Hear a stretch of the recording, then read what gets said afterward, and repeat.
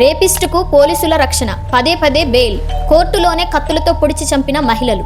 చట్టం తన పని తాను చేయనప్పుడు, కోర్టులో పదే పదే నేరగాళ్లకు బెయిల్ ఇస్తున్నప్పుడు బాధితులే న్యాయ నిర్ణేతలుగా మారితే నాగ్పూర్లో జరిగిన హక్కు యాదవ్ స్టోరీ దీనికి ఒక బిగ్గెస్ట్ ఎగ్జాంపుల్. హక్కు యాదవ్ 10 ఏళ్ల పాటు నాగ్పూర్ మురికివాడల్లో ఒక టెర్రర్లా బ్రతికాడు. మర్డర్స్, రాబరీ మరియు వందలాది మంది మహిళలు, చిన్నపిల్లలపై అత్యాచారాలు చేయడమే ఇతని డైలీ యాక్టివిటీస్.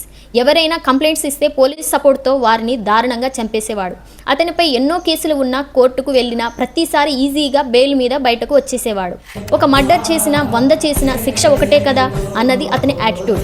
చట్టం అతన్ని ఏమి చేయలేకపోతుంటే బాధితుల్లో ఆవేదన ఒక రివెంజ్లా మారింది. ఆగస్టు 13, 2004 కోర్టులో ఒక కేసు విచారణ కోసం హక్కు యాదవ్ను పోలీసులు తీసుకువచ్చారు. కానీ అక్కడ అతనికి ఒక సర్ప్రైజ్ ఎదురైంది. దాదాపు 200 మంది మహిళలు చిల్లీ పౌడరు, రాళ్ళు, కత్తులతో సిద్ధంగా ఉన్నారు. కేవలం 15 నిమిషాల్లో ఆ కామకూడిని విచక్షణ రహితంగా నరికి చంపేశారు. కోర్టు మెట్లపైనే అతని చాప్టర్ క్లోజ్ అయిపోయింది. పోలీసుల కళ్ళ ముందే ఆ రాక్షసుడికి శిక్ష పడింది. ఆ తర్వాత ఆ మహిళలంతా కలిసి మేమే చంపాం, మమ్మల్ని అరెస్ట్ చేసుకోండి అని పోలీసులకు ఛాలెంజ్ విసిరారు.